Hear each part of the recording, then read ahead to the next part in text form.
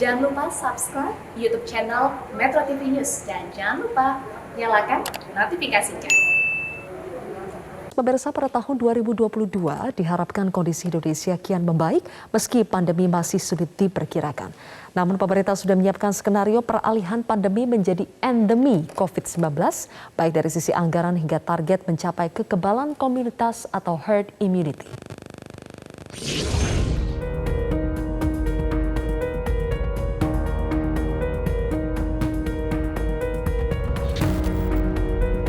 Perjuangan masyarakat Indonesia melawan pandemi mulai membuahkan hasil. Namun bukan berarti kita bisa lengah dan bereuforia secara berlebihan. Meski kasus terus menurun, bukan berarti COVID-19 akan hilang dalam waktu dekat. Pemerintah pun telah menyiapkan skenario peralihan persepsi pandemi COVID-19 menjadi endemi COVID-19. Presiden Jokowi pun mengajak seluruh warga Indonesia untuk mempersiapkan diri dari pandemi menuju endemi COVID-19. Karena kita tahu bahwa COVID ini tidak mungkin akan hilang dan oleh sebab itu kita harus mulai menyiapkan transisi dari pandemi ke endemi dan juga mulai belajar hidup bersama dengan COVID. Ini penting saya sampaikan agar kita tidak euforia yang berlebihan, senang-senang yang berlebihan, karena kita semuanya, masyarakat harus sadar bahwa COVID selalu mengintip kita, sehingga protokol kesehatan harus terus dilakukan, terutama memakai masker. Banyak negara sudah mengambil kebijakan yang sama dengan Indonesia, yaitu pelonggaran aktivitas setelah kasusnya rendah. Namun, pelonggaran aktivitas masyarakat harus diiringi dengan mempercepat laju vaksinasi dan juga menjaga tingkat testing dan tracing agar jangan sampai melemah untuk menghindari gelombang ketiga COVID-19. 3T, kembali ke 3T selain percepat cakupan vaksinasi, dan pelonggaran-pelonggaran ini betul-betul harus diukur, harus dilakukan dengan cara bertahap dan dilakukan uji coba terlebih dahulu. Dan dengan penguatan kriteria kepergian, kriteria asal, dan kriteria tujuan ini yang harus dilakukan untuk meminimalisir potensi lonjakan-lonjakan selanjutnya, tidak hanya di Jakarta tapi juga secara keseluruhan Indonesia dan terutama wilayah-wilayah yang saat ini masih belum menguat respon 3T. Dari sisi anggaran, pemerintah melalui Kementerian Kesehatan telah menyiapkan skenario anggaran pola hidup baru bersama virus corona di tahun 2022. Tahun depan diharapkan kondisi Indonesia kian membaik meski pandemi sulit diperkirakan. Tim Liputan, Metro TV. Pemirsa, pandemi COVID-19 kemungkinan akan berubah menjadi endemi di Indonesia. Untuk mengantisipasi perubahan tersebut, masyarakat diminta disiplin menjaga protokol kesehatan dan mempercepat vaksinasi. Lalu apa yang harus kita siapkan untuk menuju endemi? Saya akan membahasnya bersama dengan Ketua Perhimpunan Ahli Epidemiologi Indonesia, Haryadi Wibisono, dan Ahli Biostatistik Fakultas Kesehatan Masyarakat Universitas Indonesia, Iwan Aryawan. Selamat malam Pak Haryadi, Pak Iwan. Oke, saya ke Pak Haryadi dulu. Pak, WHO menyatakan COVID-19 itu kan akan diklasifikasikan sebagai endemi pada masa mendatang, seperti halnya malaria atau demam berdarah. Apakah memang akan seperti itu, Pak? Bagaimana penjelasannya? Ya, pertama saya perlu sedikit meluruskan, kita mungkin tidak bisa membandingkan dengan malaria dan demam berdarah. Karena malaria dan demam berdarah itu ada satu yang berbeda, yaitu disebabkan oleh adanya faktor, yaitu nyamuk. Yang bisa diberantas adalah nyamuknya. Nah, sedangkan COVID ini itu virus yang mirip influenza, ya, di mana kemungkinan mutasi itu besar, sehingga kita tidak bisa memusnahkan virus tadi. Beda dengan virus polio, itu kita bisa betul-betul memusnahkan sehingga kita eradikasi. Dalam kondisi kita tidak bisa memusnahkan agentnya, dalam hal ini virusnya, maka kita memang harus siap untuk hidup berdampingan atau hidup bersama dengan COVID tadi. Ini yang disebut sebagai endemis tadi. Oke, seperti apa sih sebetulnya syarat utama untuk menuju endemi itu, Pak Haryadi? Ya, kita perlu nomor satu menilai besarnya kasus. Jadi kasus memang sudah menurun, kemudian sifatnya sporadik, ya kan, di tempat-tempat yang terlokalisir, dan angka penularan lokal itu sudah sangat rendah. Pada kondisi itulah kita bisa mulai memperkirakan masuk dalam periode endemis tadi. Jadi penyakitnya masih ada, tapi dalam jumlah yang sedikit dan terlokalisir. Oke, Pak Iwan, selain angka penularan sangat rendah, apakah syarat misalnya cakupan vaksinasi, kemudian juga ketersediaan obat spesifik untuk COVID-19 yang sudah ada, apakah itu juga dibutuhkan untuk menjadi syarat kita bisa memasuki periode endemi? Ya, jadi meskipun kita masuk ke periode endemi, kita tuh harus tetap siaga. Karena seperti tadi dikatakan Pak Haryadi, bahwa ini virusnya mudah untuk bermutasi, mudah untuk ada varian baru yang sifatnya berbeda. Nah, jadi vaksinasi tentunya perlu dipertahankan, cakupannya tetap tinggi. Protokol kesehatan tetap perlu dilakukan. Kemudian tes dan tracing itu sangat perlu supaya kalau ada peningkatan kasus segera diketahui, segera diisolasi, segera dilakukan kontak tracing sehingga tidak menyebar menjadi kasus yang banyak dan meluas. Itu perlu kita lakukan. Jadi bukan sekedar kita senang kasusnya sudah turun, tapi kita harus siapkan semuanya. Baik, secara lebih detail nanti kita akan bahas apa sebetulnya yang harus disiapkan oleh pemerintah dan juga masyarakat. Masyarakatnya harus seperti apa dalam menyikapi perubahan dari pandemi menjadi endemi. Kita akan membahas lebih jauh lagi pemirsa usai jeda. Baik pemirsa, kami masih membahas soal persiapan ketika kita memasuki fase endemi di Indonesia, apa yang harus kita lakukan. Masih bersama dengan Pak Haryadi Wibisono dan juga Pak Iwan Aryawan. Pak Haryadi, apa yang seharusnya disiapkan oleh pemerintah, baik itu dari fasilitas, kemudian dari mental masyarakatnya, apa sih harus disiapkan pemerintah dan juga masyarakat untuk menghadapi perubahan dari pandemi menjadi endemi COVID-19? Baik, pertama yang kita harus menanamkan pengertian kepada masyarakat bahwa keberhasilan kita di dalam menekan kasus ini menjadi rendah belum selesai. Setiap saat bisa meningkat lagi. Nah, untuk itu kita harus sepakat, kondisinya harus kita pertahankan. Nah, sehingga peranan masyarakat, apa yang harus dilakukan, peranan pemerintah, apa yang dilakukan ini harus sinergi. Jadi setiap anggota masyarakat harus sadar bahwa virus itu belum musnah, masih ada di sekitar kita. Sehingga seperti disampaikan Pak Iwan tadi, kalau di lingkungan kita menemukan atau mengetahui ada kasus, maka kita harus memastikan kasus tadi tidak meluas. Kontak tracing menjadi penting sekali. Dan ini bukan hanya oleh pemerintah, namun setiap unsur masyarakat harus waspada. Bagaimana menjaga kasus tadi tidak meluas. Nah, di pemerintah ada tanggung jawabnya juga. Bagaimana di dalam pelonggaran tadi tidak membuka kesempatan terjadinya risiko penularan. Nah, sehingga ini dua belah pihak harus sinergi, sadar bahwa kondisi ini kondisi yang sudah lebih baik, tapi belum baik dan masih rentan. Nah, ini yang harus kita sepakati bersama. Begitu.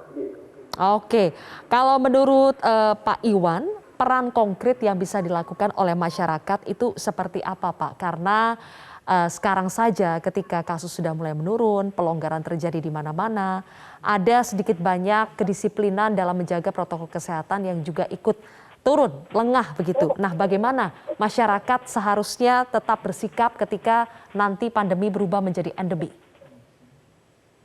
Iya, yang pertama masyarakat harus tetap melakukan protokol kesehatan ya dengan baik dan konsisten. Kemudian masyarakat juga harus mau kalau memiliki gejala yang menyerupai COVID-19 untuk dites. Dan jika mereka sebagai kontak erat dari kasus COVID-19 harus mau juga untuk dites. Kenapa? Karena kalau dites kemudian tahu bahwa mereka itu tertular, mereka kan bisa segera diisolasi untuk tidak menularkan ke orang lain supaya kasusnya tidak bertambah lagi. Kemudian yang belum vaksinasi itu harus segera vaksinasi. Nah, dan satu lagi adalah untuk pengelola tempat-tempat umum. Kita tahu bahwa saat ini kan kita sudah punya platform yang baik untuk mencegah orang yang berisiko menularkan masuk ke tempat umum dengan aplikasi Peduli Lindungi. Tapi aplikasi itu akan percuma kalau tidak dilakukan dengan baik. Artinya pengawasan dari di tempat-tempat umum, orang-orang yang di tempat masuk misalnya satpam segala macam, kalau melakukannya tidak dengan baik, ya percuma, kita akan kebobolan juga. Itu juga harus diperhatikan. Jadi tidak boleh asal-asalan ya dalam pengawasannya ya. Iya, betul. Pak Iwan, apakah menurut Pak Iwan vaksinasi yang sudah kita lakukan sejauh ini itu sudah cukup baik Pak? Karena di satu sisi sampai sekarang memang angkanya meningkat, tapi masih ada masyarakat yang belum pernah divaksin sama sekali, yang belum lengkap vaksinnya, atau kelompok masyarakat yang sudah divaksin tapi sudah lama Pak, sudah 6 bulan. Dan ada persepsi bahwa setelah 6 bulan antibodinya akan habis. Nah itu bagaimana Pak? Apakah kita harus terus menggencarkan vaksinasi kita? Nasional memang cakupan vaksinasi. Ya, sorry. Secara nasional, memang cakupan vaksinasi kita sudah baik. Kan minggu ini kita bisa mencapai 2 juta suntikan per hari, ya, sesuai dengan rencana dari pemerintah. Nah, hanya kalau kita lihat per daerah, per kabupaten, itu tidak merata. Ada kabupaten-kabupaten yang cakupannya masih rendah. Itu kita harus perhatikan, karena jangan sampai nanti terjadi penularan di kabupaten tersebut. Dan satu lagi yang harus diperhatikan adalah cakupan vaksinasi pada lansia. Ini ketinggalan dibanding dengan cakupan pada vaksinasi umum. Nah, mengenai tadi turunnya antibodi, nah ini memang saat ini sedang dibahas tentang apakah turunnya antibodi ini akan diikuti juga dengan turunnya efektivitas dari vaksin. Itu yang sampai sekarang kan masih diteliti, masih dilihat, masih dievaluasi oleh pemerintah untuk menetapkan nanti apakah kita memang perlu booster atau tidak. Ya, itu kita masih menganalisis datanya. Oke, ketika kita masih berkutat dengan upaya untuk mempercepat vaksinasi, Pak Haryadi, apakah sebetulnya langkah kita untuk menuju fase endemi itu masih jauh, Pak? Karena meskipun sekarang kasusnya sudah menurun jauh, tapi misalnya cakupan vaksinasi kita belum 100% di banyak wilayah. Apakah itu akan menghambat kita menuju endemi?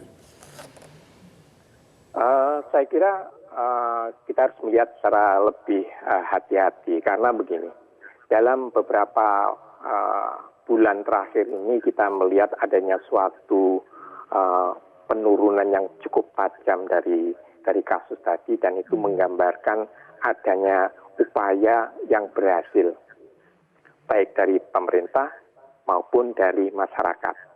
Artinya tingkat kepatuhan masyarakat memang sudah jauh lebih baik dibandingkan periode sebelumnya.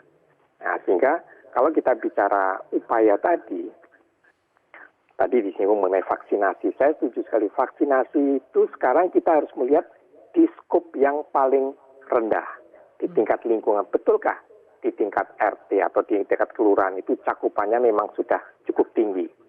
Karena disitulah yang terjadi penularan itu nanti di tingkat lokal. Nah, masyarakat mesti sadar bagaimana menjaga supaya penularan di tingkat lokal tadi tidak terjadi melalui kekebalan, yaitu vaksinasi, kemudian bagaimana menerapkan protokol kesehatan dengan baik. Pemerintah nantinya akan melakukan pemantauan apakah disiplin itu dipatuhi oleh masyarakat. Sehingga saya selalu mengatakan bahwa ini adalah harus sinergi antara pemerintah dan masyarakatnya. Sehingga masyarakat merasa yakin bahwa dia berkontribusi di dalam mempertahankan kondisi yang sudah baik ini. Tapi ingat, pertempuran belum selesai. Setiap kelengahan akan memicu adanya gelombang ketiga dari COVID ini. Oke, bagaimana kita harus mewaspadai kemunculan gelombang 3, bagaimana pemerintah tidak boleh salah mengambil kebijakan dan juga bagaimana masyarakat harus berpartisipasi dalam langkah untuk mencegah gelombang ketiga. Kita akan bahas lebih jauh pemirsa, tapi kita harus jeda terlebih dahulu. Kami akan kembali sesaat lagi. Baik pemirsa, kembali lagi bersama kami di Prime Time News. Pak Iwan, banyak negara sudah mengambil kebijakan yang sama seperti Indonesia ketika kasusnya mulai menurun, maka pelonggaran aktivitas dilakukan. Nah, bagaimana supaya Indonesia tidak mengalami hal yang sama juga seperti negara-negara yang sudah melonggarkan aktivitasnya dan kembali menghadapi kenaikan kasus atau banyak disebut sebagai gelombang ketiga? Ya, jadi memang kan kita melakukan pelonggaran aktivitas ya sesuai dengan, kalau di Indonesia sesuai dengan level PPKM-nya. Karena kan kita juga tidak mungkin terus ditekan aktivitas sosial dan ekonomi. Itu harus bertahap, harus dilonggarkan sesuai dengan kondisi wabah COVID-19 di Indonesia. Nah, dalam pelonggaran ini kan pemerintah sudah hati-hati. Menurut saya pemerintah sudah hati-hati karena pemerintah sudah membahas dengan para ahli itu apa yang bisa dilonggarkan, kemudian syarat-syarat pelonggarannya seperti apa. Nah, sehingga itu perlu diikuti. Jadi artinya yang sudah dirancang dengan baik ini ya jadi percuma kalau nggak diikuti ya. Itu implementasinya harus sesuai dengan yang sudah dilakukan. Dan semua juga di Indonesia ini kan dilakukan dengan uji coba dahulu. Ya seperti sekolah tatap muka itu uji coba, kemudian wisata dilakukan uji coba. Kalau aman bisa diteruskan, kalau tidak aman ya kita bisa lakukan tindakan pencegahan yang lainnya. Ya jadi kita sudah sangat, menurut saya sih pemerintah sudah sangat berhati-hati untuk membuka aktivitas ini. Tapi yang paling penting adalah implementasi di lapangan oleh pemerintah daerah atau oleh masyarakat di daerah masing-masing. Oke, implementasi yang seringkali ini menjadi batu sandungan kita bersama, Pak Haryadi, ketika kebijakannya sudah bagus di tataran atas tapi implementasi di bawahnya menjadi rendah. Nah, bagaimana pesan dari epidemiolog supaya implementasi kedisiplinan prokes untuk menghadapi gelombang 3 itu tetap bisa terjaga dengan baik, Pak? Baik, pada waktu kita pemerintah melakukan pelonggaran, maka sekarang kita ini menjadi ada 3 pihak. Pertama adalah pemerintah sebagai pembuat kebijakan yang berharap kebijakan tadi diterapkan dengan baik di lapangan. Masyarakat sebagai penikmat kebijakan tadi dengan adanya pelonggaran, maka dia adalah sebagai konsumen. Tapi yang di antara itu adalah pengusaha yang mendapatkan pelonggaran tadi, entah tempat wisata, entah restoran. Ini adalah salah satu titik yang harus ikut sadar berpartisipasi dengan perubahan cara pandang bahwa kalau konsumen saya masuk ke tempat wisata saya atau masuk ke rumah makan saya tidak mengikuti protokol kesehatan, maka usaha saya bisa tutup. Nah, cara pandang ini sehingga dia bertanggung jawab terhadap memastikan setiap orang yang masuk ke tempat saya mematuhi protokol kesehatan, bukan karena diperintah oleh pemerintah, tapi karena mengancam kelangsungan usaha saya. Sehingga dengan begini ada pendelegasian pemantauan pelaksanaan kebijakan tadi, dan tentunya tidak lepas edukasi, sosialisasi kepada masyarakat yang sudah mau berpartisipasi ini harus kita galakkan. Dan unsur terakhir pasti adalah law enforcement tadi, kalau diperlukan. Begitu. Oke, Pak Haryadi, terakhir mungkin banyak juga pertanyaan ketika kita sudah memenuhi syarat untuk memasuki periode endemi, apakah kita masih harus hidup dengan protokol kesehatan seketat sekarang, Pak? Dalam arti kita tetap memakai masker, meskipun statusnya sudah menjadi endemi, kita tetap harus menjaga jarak dan sebagainya. Apakah tetap akan seketat sekarang? Ya, saya melihatnya lebih baik menggunakan tidak seketat sekarang. Kita ingat bahwa pemerintah telah mencanangkan new norma baru. Di mana norma baru itu adalah kita harus sadar setiap kita keluar dari rumah, kita berisiko bersinggungan dengan virus. Untuk itu, saya menggunakan masker demi keselamatan saya. Saya menjaga jarak demi keselamatan saya. Saya mencuci tangan demi keselamatan saya. Jadi Baik. ini bukan sesuatu yang berat untuk dilakukan, tapi harus dengan penuh kesadaran dalam rangka melindungi diri sendiri dan melindungi keluarga kita. Jadi ini yang harus selalu ditekankan, sikap Baik. perilaku dari anggota masyarakat. Oke, perubahan paradigma dan juga kesadaran kita untuk terus menerapkan protokol kesehatan dimanapun kita berada. Terima kasih atas waktunya bersama kami Ketua Perhimpunan Ahli Epidemiologi Indonesia Bapak Haryadi Wibisono dan juga Ahli Biostatistik Fakultas Kesehatan Masyarakat UI Bapak Iwan Aryawan.